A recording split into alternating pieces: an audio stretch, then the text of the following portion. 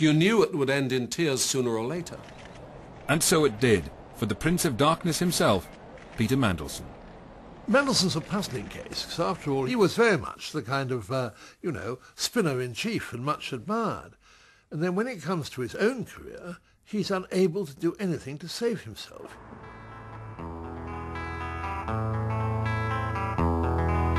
There is a house. By late 1998, Mandelson was Trade and Industry Secretary, and in keeping with his exalted position, he lived in an expensive house in Notting Hill, a house bought with somebody else's money, a loan in fact from his friend and Paymaster General Geoffrey Robinson, something he hadn't declared on the Register of Members' Interests.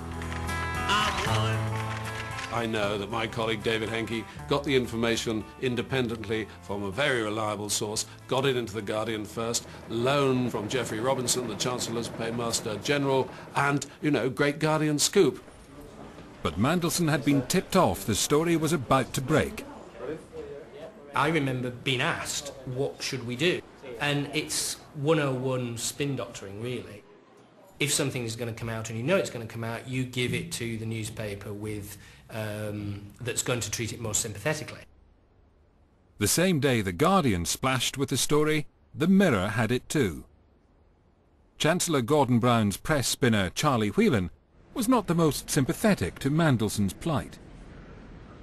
Peter Mandelson cocked up, didn't he? I mean, when I found out about this loan, I couldn't believe it. I thought, well, this guy's political career, at least temporarily, is finished. He also tried to turn the fire on to other people, distract, let's go after the person that leaked it. Was it Charlie Whelan in the Treasury or whatever? I mean, here you have a man, a minister, who borrows, I forget how much money it was, and gets caught out, and they want to blame somebody else for it, for leaking the story. I mean, it's a classic case of spin, if ever you could see one.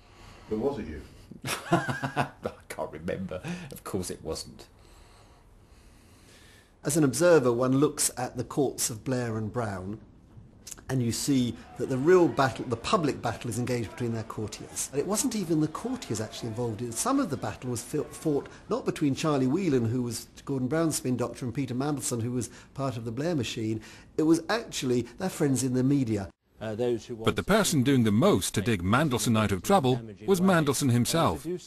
The day the story broke, he dominated the airwaves. Then this wouldn't have arisen. This was an arrangement made between Geoffrey Robinson and myself. With the benefit of hindsight, it might have been useful presentationally for me to have done that. Obviously, it leaves me with a lot of front pages, having a go at me and giving me a good kicking. Some people, no doubt, think that's what I deserve. Mandelson's attempts to spin himself out of trouble just spun him deeper into trouble, because his appearances on TV, even though there were no obvious gaffes, they didn't work. Would you mind letting me go? Would you mind not just... Meanwhile, Number 10 had started to plan Mandelson's exit strategy. What Tony Blair said to Peter Mandelson was, and it was quite a crafty, typical Blair thing to say, was, well, Peter, if you were advising me what to do, what would you say? Right? Because Blair knew that Peter knew that you cannot carry on in that job with that kind of publicity going on around you. You just cannot do it. Peter Mandelson has resigned. The news came half an hour ago. And is there any But the media manipulation didn't end with his departure. Downing Street claimed Peter had pleaded with Tony to let him resign the night before. Mr. Blair urged him to think about it overnight. They spoke again shortly after 10 o'clock this morning, and Peter Mandelson said that he wanted to go. The idea was to make Tony look like a caring guy.